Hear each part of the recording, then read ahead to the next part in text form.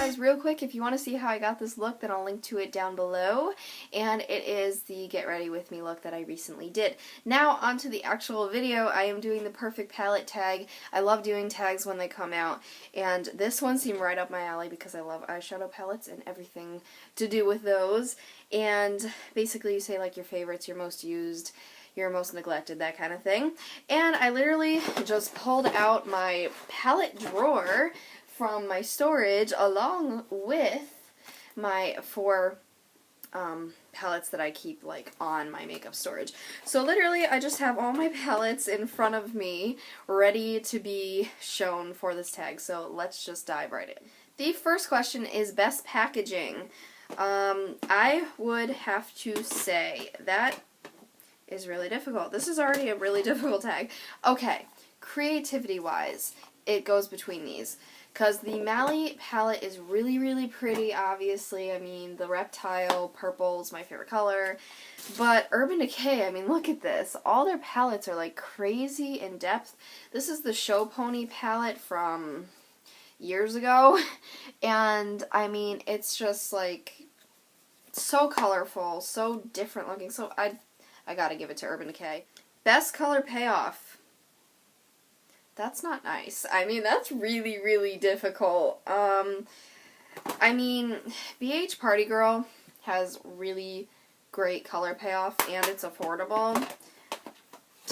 But I gotta say, the real battle comes down to Naked Palettes and Lorac Pro. Because it's like every single color in these palettes is amazing. Lorac Pro. Alright, that's what I'm saying. I mean, Urban Decay, I love you. They're, like, probably my favorite palettes in the whole wide world. But Lorac Pro, I mean, if I was stranded on an island, this puppy's pretty good, too. It's so consistent is the thing. I mean, every single shade has such great payoff. They're so pigmented, so velvety feeling and soft and easy to work with and blendable. They're just amazing. So, if you have the money and you're looking for a great neutral palette with versatility, go out and get the Lorac Pro palette. You're going to get 16 shades in here, a whole row of matte, a whole row of shimmer. It's foolproof. Just get on it. Most versatile. Is that Lorac Pro again? I don't know. This is really difficult, guys. Oh, most versatile. Alright, I don't have my personal ones anymore, but I would have to say most versatile, which is in my, I have a couple in my professional makeup kits, which are like stored and it's just very difficult to get to, so I'll just tell you, are the Coastal Scents 88 color palettes. I know they actually have like a 252 color palette now. That's honestly probably like the best, most versatile, most colorful, awesomest palette in the whole wide world. So that's probably, but the ones I've personally dealt with and owned would be the 88 color, the matte or the shimmer, whatever. So many different colors in there.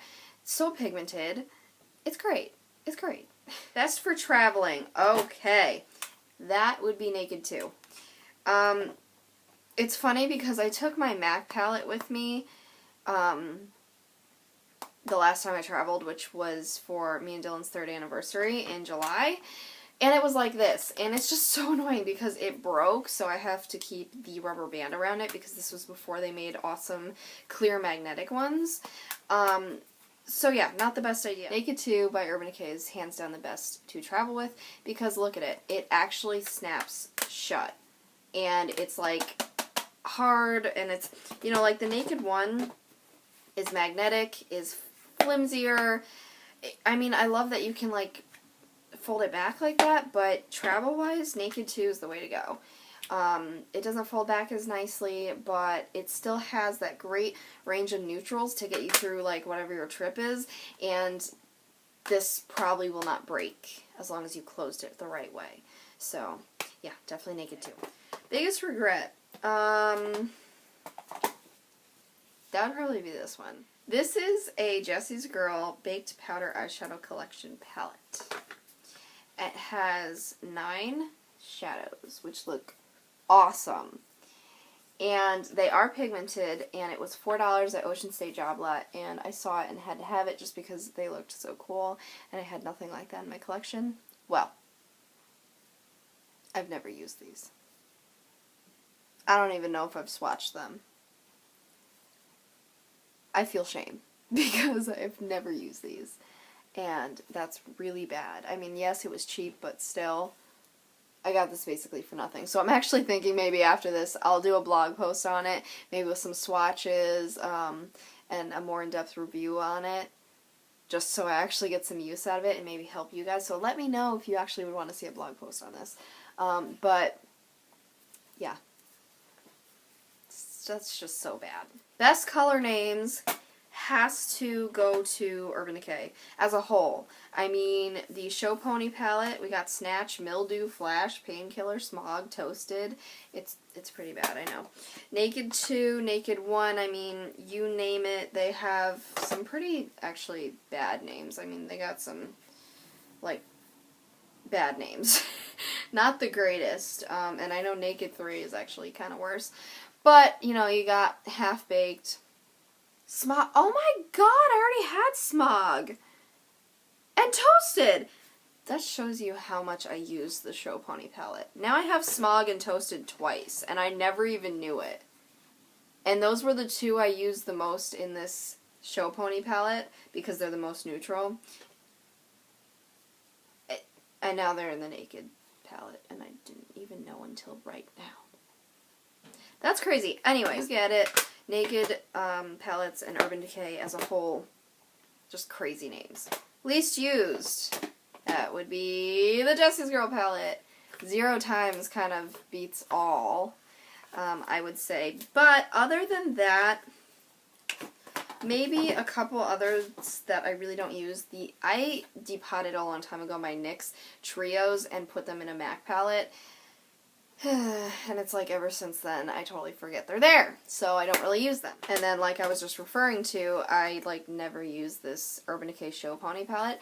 I got it because it was like gorgeous looking, and I couldn't afford a bigger Urban Decay palette at the time, but I really wanted an Urban Decay palette, so then I ended up getting this, and it was just a bad idea. Most used, most loved, and Desert Island are the last one as a whole. So most used would, oh my goodness, that goes, come on, don't make me do this. Where's my MAC palette? I've used my MAC palette a lot, but I gotta say it's probably between the Naked palettes. I just love these. I go back to them all the time. They're just perfect go-to. Specifically Naked 1. I got Naked 2 first. I got it last year for my birthday, and then I got Naked 1 for last year for my Christmas. For a Christmas gift. And I gotta say, I should have gotten Naked first. If I only had the Naked 1 palette, I'd probably be happy, because they're warmer tones. Overall, I really like them a lot better. I like the assortment they put in here a lot better. So I always go back to Naked 1, but I do like Naked 2 as well. I think I wore Naked 2 in my videos last week or something. So I definitely love the Naked palettes. I love using both of them at the same time to mix shades. Definitely my most loved. They're also my most used. And Desert Island, that's the difficult one. I don't want to abandon my Naked palettes, but I don't know. I mean, can we technically bring a palette that we made? Because I worked so long and hard to make my MAC palette that I'd probably bring these, just because they're like the perfect shades that I've always wanted and that I would love forever.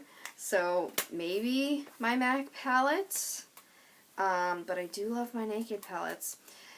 I would love to say Lorac Pro, just because, like I was saying, it's very versatile, very uniform, they're all wonderful, but it's like, for some reason, I still go back to the Naked palettes more. And I mean, this is a really good palette, do not get me wrong. I mean, it's amazing. I have, like, used them a good amount. You can't really tell because of my lighting, but I have dipped into that one pretty well. So I definitely love this one, but it's like, man, my Naked palettes. But then I'd have to choose one. In that case, Naked 1. You win. You win, Naked 1. Sounds kind of dirty, but you get what I'm saying. Warm tones, perfect for every day. You can smoke it out. You can have eyeliner shades in here. I mean, I love using Toasted as an eyeliner shade, especially under my eye. Naked one. You win.